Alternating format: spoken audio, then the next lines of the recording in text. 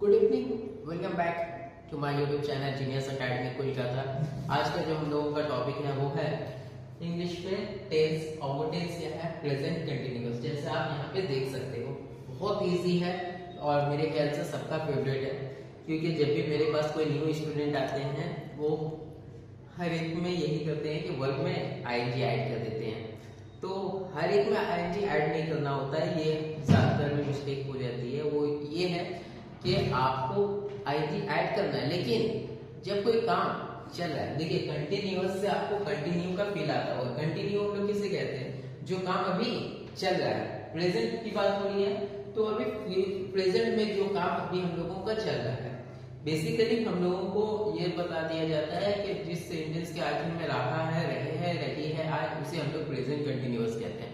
तो ये हम लोग जैसे ही हिंदी जानते हैं उनके लिए तो इजी हो जाता है समझना। लेकिन अगर मान लीजिए कि कुछ ऐसे इंसान को आपको एक्सप्लेन करना हो जिन्हें हिंदी नहीं आती, तो फिर आप कैसे लिखिएगा। अगर इंग्लिश में कह देते हो तो माशाल्लाह और भी अच्छा है। जैसे कि action that is been going on, action that has been going on, ये कुछ भी आपका जो अभी चल रहा है विच इज इनकम्प्लीट और प्रोग्रेसिव में, यानी कि कंप्लीट नहीं हुआ, अभी भी प्रोग्रेसिव में और अभी भी वो चल रहा है।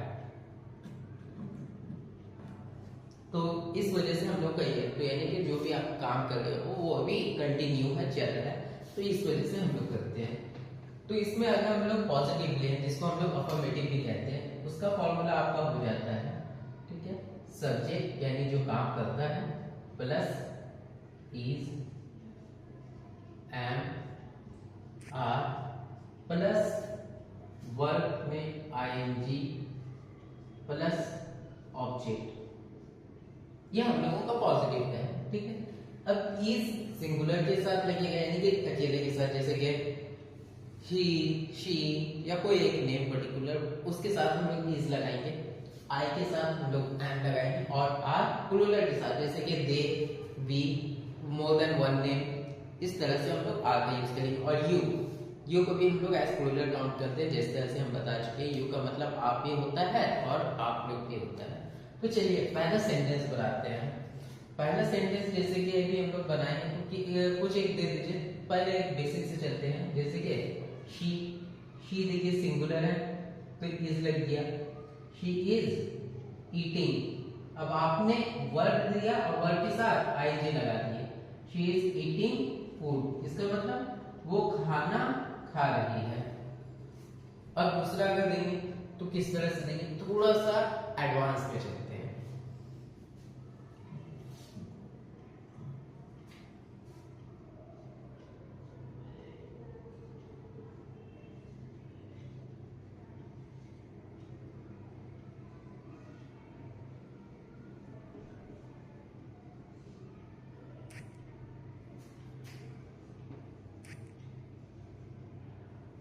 He is denying me to give food. Deny का मतलब होता है इनकार करना, यानी कि जब कोई चीज आपके पास है और उसके बाद भी आप मना कर रहे हो तो उसके लिए हम लोग डिनाई का यूज करते हैं। तो इस तरह से आप डिनाई का भी यूज कर सकते हो। अब आई के साथ चलते हैं। आई एम ट्राइंग, ट्राइंग यानी कि कोशिश करना, ट्राइंग टू एड यू, इसका मतलब होता है कि मैं तुम्हारी मदद करने की कोशिश कर रहा हूं। इस तरह से हम लोग चल सकते हैं। सिंपल प्रेजेंट यानी प्रेजेंट कंटिन्यूअस में सब्जेक्ट दिए, उसके बाद इज एम आर, फिर वर्ब में आईएनजी, उसके बाद एड का मतलब होता है मदद करना। एड हो गया, असिस्ट हो गया, हेल्प हो गया। हेल्प तो कॉमन है, आपको यूज करता है, तो एड या असिस्ट का यूज आप लोग कर सकते हो। इसकी मदद से आप लोग जा सकते हैं। तो I am trying to aid you, मैं तुम्हारी मदद करने की कोशिश कर रहा हूँ। ये तो हो गया हम लोगों का सिंपल प्रेजेंट का पॉजिटिव, मींस प्रेजेंट कंटिन्यूअस का पॉजिटिव। अब हम लोग नेगेटिव पे चलेंगे। नेगेटिव का जिस तरह का फॉर्मूला हमने यहाँ पे बता दिया है वो है सब्जेक्ट, फिर इज एम आर, नेगेटिव ना से साउंड करता है तो इस वजह से नॉट, प्लस वर्ड में आएगी क्योंकि कंटिन्यूअस है, और प्लस ऑब्जेक्ट। तो जो काम कर रहा है यहाँ पे यानी कंप्लीट नहीं हो, वो यहाँ पे वो काम नहीं कर रहा है। जैसे कि उस टाइम में वो खाना खा रहा है तो इस टाइम में ये खाना नहीं खाएगा। तो तुम के साथ आज लेंगे you are not eating food, हो गए। अब तुम मुझे बोलने नहीं दे रहे हो, देखो यहां पे भी रहा नहीं है, you are not letting me to speak. तो यहां पे नॉट का हमने यूज करके दो सेंटेंस बनाए हैं, ठीक। अब अगर मान लीजिए एक पर्सन से ज्यादा है, they are not going any way, यानी कि वो लोग कहीं नहीं जा रहे हैं, ये भी हो गया नेगेटिव। अब चलिए हम लोग इंट्रोगेटिव की तरफ बढ़ते हैं। तो आई होप कि समझ में आया हो, तो इसको इरेज कर देते हैं। अभी देखिए आप नेगेटिव पे जब हम लोग करेंगे तो नेगेटिव पे हम लोगों का ये होगा कि पर्टिकुलर जो हम लोग सब्जेक्ट को देखकर इज एम आर लगा रहे थे वो ही करेंगे, लेकिन सब्जेक्ट से पहले, क्योंकि इंट्रोगेटिव का मतलब होता है सवाल। इससे पहले वाले सिंपल प्रेजेंट में भी बताए हैं, प्रेजेंट कंटीन्यूअस में भी वही बताए हैं। बस एक और चीज हम ऐड करेंगे ताकि आप लोगों का थोड़ा सा कंफ्यूजन जो है वो दूर हो जाए, लेकिन वो चीज हम थोड़े दिन के बाद बताएंगे ताकि एक साथ आपका जहन में पूरा तरीके से ना हो जाए कि आपको थोड़ा सा प्रॉब्लम क्रिएट हो जाए। तो इंट्रोगेटिव यानी कि क्वेश्चन मार्क, तो कैसे होगा क्वेश्चन मार्क, तो चलिए बताते हैं।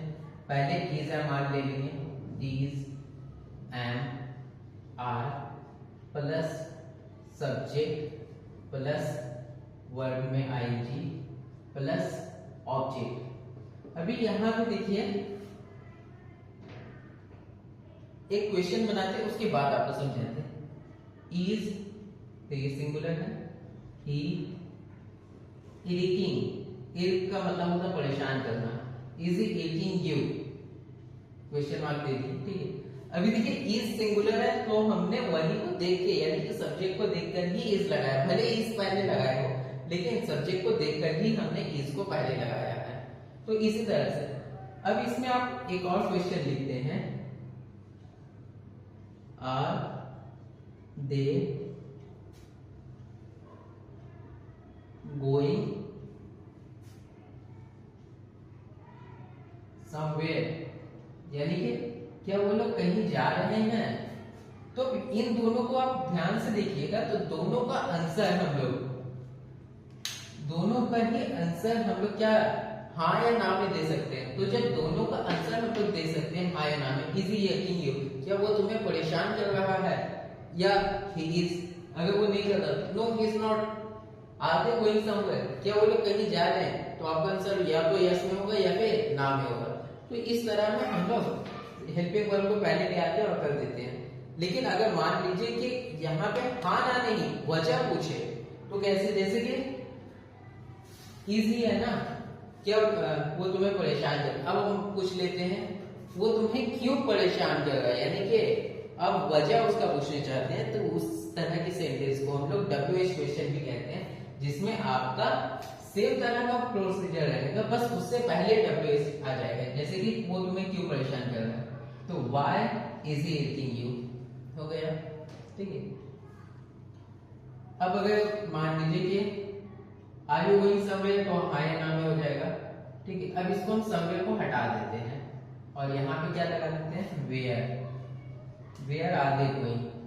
तो सेम क्या है, पूरा इज आर पूरा सेम लगेगा, बस उससे पहले एक और वर्ड आ जाएगा, वो है WH। WH में आपका मान लीजिए वाई हो गया, वेयर हो गया, वेयर हो गया, हाउ हो गया, व्हाट हो गया। इन सब का मतलब होता है वेयर मतलब कहाँ, वेयर मतलब कब, वाई मतलब क्यों। तो जब कुछ वजह पूछे और जब आपके पास हाँ या ना में आंसर देने के लिए नहीं बल्कि उसका एक्सप्लेनेशन देना हो, यानी कि वजह देना हो, तो उस तरह के सेंटेंस में हम लोग WH से शुरू करते हैं। वरना जैसे हम लोगों का रहता है हेल्पिंग वर्ब, उसी तरह से हम लोग शुरू करेंगे। आई होप समझ में आया हो आपको, और अगर समझ में आया हो तो लाइक करें, कमेंट करें, सब्सक्राइब कर दो यार, बोल के थक जाते हैं हम, कीजिए सब्सक्राइब। तब तक के लिए ध्यान रखिए अपना, टेक केयर, बाय, ध्यान रखिए, चलिए अल्लाह हाफिज।